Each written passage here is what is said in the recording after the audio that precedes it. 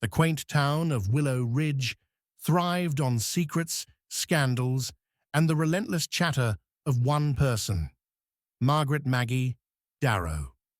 Maggie wasn't just the town gossip, she was the gossip, a whirlwind of whispers and half-truths spreading through the town like wildfire.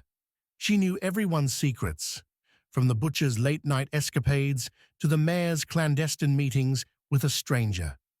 But when Maggie was found dead at the center of town one crisp autumn morning, everyone quickly realized the truth.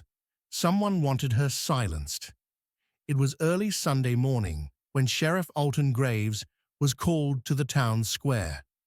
Maggie's body lay slumped on the park bench, her signature red notebook clutched in her lifeless hand.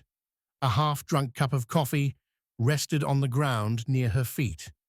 The weapon was as peculiar as it was chilling, a single knitting needle lodged deep in her chest. "She was killed here, Sheriff," said Deputy Lang, pointing to the blood pool under the bench. "Bold, isn't it?" Alton replied, his voice low. "Right in the open, where everyone could see." "And everyone would see," Lang added grimly, glancing at the growing crowd of townsfolk. Maggie's death unraveled a web of intrigue that involved nearly every citizen of Willow Ridge.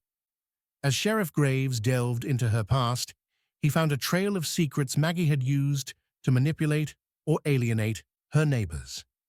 1. Clara Baines, the baker. Maggie had recently hinted that Clara used expired ingredients in her famous pastries, a claim that threatened Clara's reputation. 2. Henry Caldwell, the retired banker.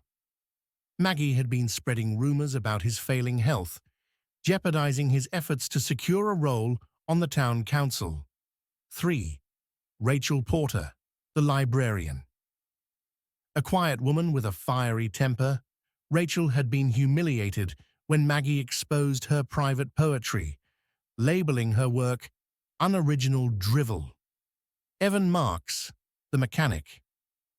A simple man with a complicated past, Maggie had discovered Evan's stint in prison and made it public knowledge. Each suspect claimed innocence, but their anger toward Maggie was undeniable. Sheriff Graves pieced together Maggie's last hours from her red notebook, a diary of secrets she planned to weaponize. Tucked in the final pages was a cryptic entry.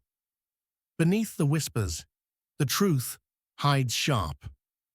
A closer look at the crime scene revealed a single gray thread caught on Maggie's sweater, matching the yarn used by Rachel Porter, an avid knitter. But Rachel insisted she'd lost that particular skein months ago. Meanwhile, Clara's bakery receipts showed she was at her shop during the murder, and Henry was seen at the town hall. Only Evan had no alibi. He claimed to be working on a car late at night, but the garage was locked when the sheriff checked. After days of dead ends, Sheriff Graves gathered the suspects in the park where Maggie had died. "The killer didn't act out of rage, but out of fear," he said, holding up Maggie's notebook. "Fear of this book exposing a secret they couldn't afford to let out. And the thread? It's a clever misdirect, but the real evidence was right under our noses." He pointed to the coffee cup. "The poison in Maggie's coffee. That's what slowed her down, made her vulnerable to the fatal blow."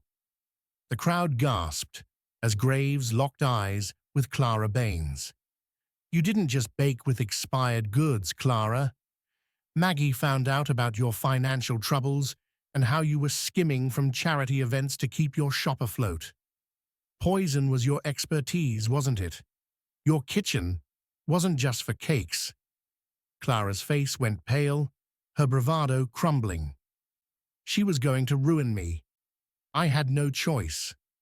As Clara was led away in handcuffs, the townsfolk breathed a collective sigh of relief. But the shadow of Maggie's legacy lingered. Willow Ridge had been silenced in her absence, the whispers now muted. Sheriff Graves glanced at the empty bench, where Maggie once held court, her red notebook now locked away in evidence. Secrets, he mused, have a way of exacting their toll, and in Willow Ridge it seemed the price was blood.